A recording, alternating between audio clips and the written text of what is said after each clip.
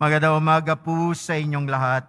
Magandang umaga sa lahat ng nanonood sa atin sa TV Maria, Facebook Live, YouTube at sa Twitter. Kaya hindi sa mga kapatid nating nasa ibang bansa, lalo na yung mga nagtatrabaho o FW, sila'y ating pinagdarasal sa misang ito. Lahat ng bagay ay utang natin sa Diyos. Maging ang buhay natin ay utang natin sa Diyos. Lahat ay galing sa Diyos. Ang hininga natin, ang pagkatao natin, anumang meron tayo ay galing sa Diyos.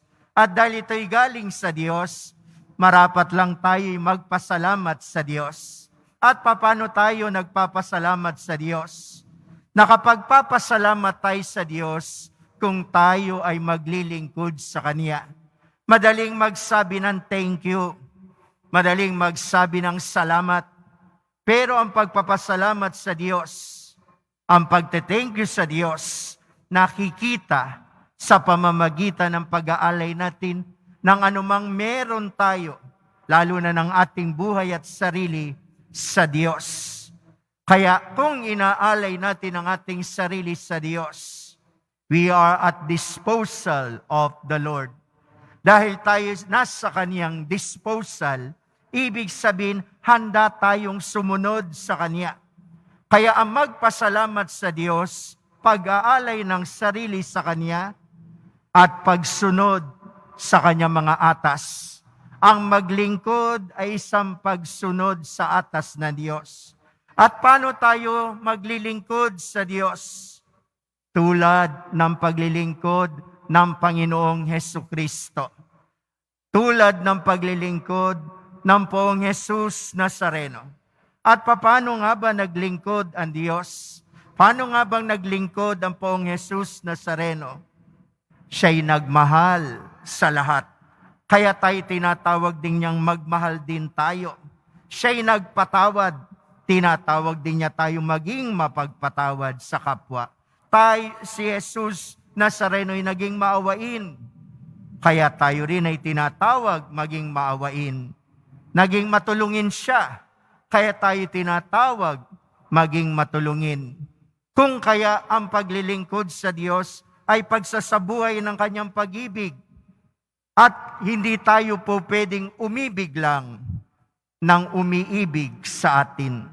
Iba ang hamon sa atin ng Panginoon. Hindi mo lang iibigin ang kaibigan mo. Anong utos ng Diyos? Love your enemies. Mahalin mo ang napakahirap mahalin. Sino patatawarin natin? Ang Diyos mapagpatawad. Tinawag din niya tayong maglingkod sa Kanyang kapatawaran. Tinatawag din niya tayong maging mapagpatawad. At sino ang patatawarin natin? Yaumbang nagpapatawad din sa atin? Hindi baga sinabi rin niya, mga kapatid na paulit-ulit na nagkakasala sa iyo, patatawarin mo na galing sa puso mo. Maawain ang Poong Jesus Nazareno. Sino ang kaaawaan natin? Yung nagpapakita sa atin ng walang awa at habag. Sino kaawaan natin? Yung mga taong nagmataas at nilait ang pagkatao natin. Sila ang bibigyan natin ng awa at unawa. Sino ang tutulungan natin? Hindi yaong makakasukli sa ginagawa nating kabutihan. Sino ang tutulungan natin? Hindi baga inutos din niya. Kung kayo'y maghahanda, huwag niyong tawagin ang kapitbahay niyong mayayaman na kaya kayong suklian. Sino raw ang tawagin? Sino raw ang imbitahin? Yung walang kakayahang magsukli sa iyo. Ang mga pilay, ang mga mahirap, ang wala sa buhay, yung hindi kayang suklian ang kabutihan mo. Tinawag tayo ng Diyos ngayon na maging Kaniyang alagad. At dahil tayo tinawag, kailangan tayo ring maging mapagkumbaba. Ano sabi ni Jesus? Ama, ang kalooban mo, hindi ang kalooban ko. Pagpapakumbaba. Kaya ang ebanghelyo, pagpapakumbaba. Hindi natin po pwedeng ipamukha na tayo naglilingkod sa Diyos. At pagkatapos hihingi tayo ng sukli, hindi tayo po pwedeng tutulong at hihingi ng thank you. Ang Kristiyano, ang sumusunod kay Jesus, ang naglilingkod sa Kanya, hindi humihingi ng anumang kapalit. Hindi humihingi ng sukli kanino man. Ano sabi sa unang pagbasa? Bahala ang Diyos sa mga taong mabuti. At ang taong mabuti nasaan daw? Nasa langit. Ano raw ang taong mabuti? Susuklian ng buhay na walang hanggan. Kaya, totoo, hindi po madaling magpatawad ng mga taong gumagawa sa atin na masama. Hindi po madaling umunawa sa mga taong hindi nakakaunawa sa atin. Hindi rin madaling tumulong sa mga taong walang utang na loob. Pero ang hamon sa atin ng Diyos ay iba. Ano sabing ganon? Sa unang pagbasa sa Aklat ng Karunungan, pag nagtiis ka ng konti, merong kang biyaya galing sa Diyos. Ang hirap natin sa pagpapatawad, ang hirap natin sa paglilingkod, ang hirap mo sa asawa mo, ang hirap mo sa anak mo, ang hirap mo sa apo mo, ang hirap mo sa kapatid mo, ang hirap mo sa parokya mo. Ano? Gawin mo ang mabuti pa rin kahit nahihirapan ka. Dahil susukli ang Diyos sa iyo nang hindi mo inaasahan. Yun ang unang pagbasa natin sa Aklat ng Karunungan. Ang pagtitiis mo sa buhay mo. Ang pagtitiis ay yung hindi ka gumagawa ng masama kahit ginagawang ka ng masama. Bahala ang Diyos sa atin. Maglingkod ka lang sa Kanya.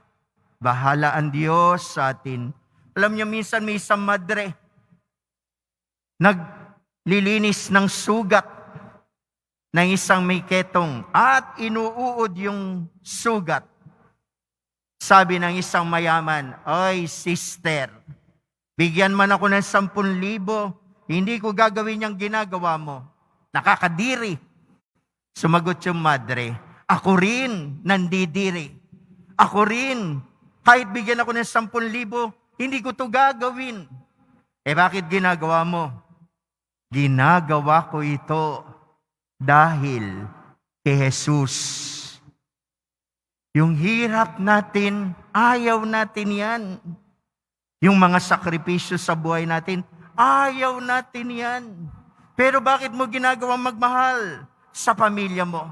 Bakit patuloy kang naglilingkod at tumutulong? Kahit kung minsan nakakasawa na. Bakit? Dahil kay Jesus, alang-alang sa Diyos. Di ba ayaw mo na magpatawad kung minsan sawa ka na? Alang-alang sa Diyos. Dahil kay Jesus. Yung mga hirap natin, dahil kay Jesus. Noong nakaraang linggo, Martes, sinabi ko sa inyo, na lumuhod din ako diyan, at talagang masakit na masakit ang tiyang ko ng 2 linggo. Kung ano-ano na iniisip ng utak ko. Akala ko may cancer, akala ko meron ko ano-ano na yung bituka ko. Masakit na masakit, hindi ako nakakatulog. Hanggang kumonsulta sa doktor at sabi magpa-examine, nagkataon naman Lunes at kailangan Martes narito ako para magmisa. Kahit masakit na masakit ang nararamdaman ko, pumunta pa rin ako rito. Alam niyo po kasi sabi ng Cardinal Tagle dati, preach about Jesus that has been part of your life. Mangaral kayo tungkol kay Jesus na kumikilos sa buhay nyo. Huwag lang kayong mangaral na nanggaling sa mga binasa ninyo. Huwag lang kayong mangaral na mga narinig ninyo. Mangaral kayo, sabi ng Cardinal Tagle nun sa isang retreat, ipangaral nyo si Jesus na kumikilos sa buhay nyo. At yun ang gusto kong sabihin sa inyo. Oo, marami akong sakit na dinaanan. Lahat yan, alam niya ng mga kaibigan kong naririto. At higit sa lahat, alam ng Diyos. 2 linggong nagdurusa ako, pero patuloy akong pumunta rito. Yung unang pagbasa, totoo yun. Tiniis ko yung kirot habang nagmimisa ako. Pinapawisan ako ng malamig, nanlalamig ako sa kirot. Pumunta ako sa doktor matapos ang misa rito. In-examine ko anong examine. Ano lumitaw? Ano sabi kanina ni sister? Ang lakas-lakas mo sa Poong Jesus Nazareno. Ano ibig ko sabihin? Pag inuna mo ang Diyos, kahit nakakaramdam ka ng sakit o hirap, totoo yung unang pagbasang binasa sa karunungan, sa aklat ng karunungan, ang nagtitiis, konting tiis, sinusuklian ng maraming pagpapala. Amen po ba? Amen po ba? Hindi lang ako maraming tiniis. Karamihan sa inyo nagsisimba. Marami ng dinaanang na mahirap at tiniis. Marami na rin kayong kasaysayan at kwento ng hirap ng buhay. Tiniis ninyo. Pero sa kabila ng pagtitiis, hindi tayo bumitiw sa pananampalataya natin sa Poong Jesus Nazareno. Dahil kung bumitiw tayo, wala na tayo dito ngayon. Pero bakit tayo naririto? Isang patunay na mahal din kayo, mahal tayo ng Poong Jesus Nazareno. Amen po ba? Totoo yan. Yang katabi mo, akong nakikita mo, may mga pinagdaanan at tiniis. Pero di ba sinusuko natin? Binibigay natin? Minsan nga hindi na natin naintindihan kung ano ito. Minsan hindi na natin naintindihan yung dumarating sa buhay natin. Ano ba ito, Panginoon? Pero ano ginawa natin? Naglingkod pa rin. Nandito ka pa rin. Inalay mo pa rin ang sarili mo. Inalay mo kasama ang duda mo. Inalay mo pati kahirapan mo. Tanong, pinabayaan ka ba ng Poong Jesus Nazareno? Hindi. Hinding-hindi. Kaya, mga kapatid ko, patuloy kayong maglingkod. Patuloy kayong magpatawad sa gumagawa sa inyo ng masama. Patuloy tayong umunawa sa hindi nakakaunawa sa atin. Patuloy tayong tumulong sa hindi tayo kayang suklian. Patuloy tayo na maging mahabagin sa hindi marunong maawa sa atin. Maglingkod kang katulad ng Poong Jesus Nazareno. At totoo, pagpapalain niya ang mga nagtitiis. Sino yun? Ikaw. Ikaw na maraming dinaan ng hirap. Ikaw ay pagpapalain, pinagpapala, at kailanman hindi pababayaan ng Poong Jesus Nazareno.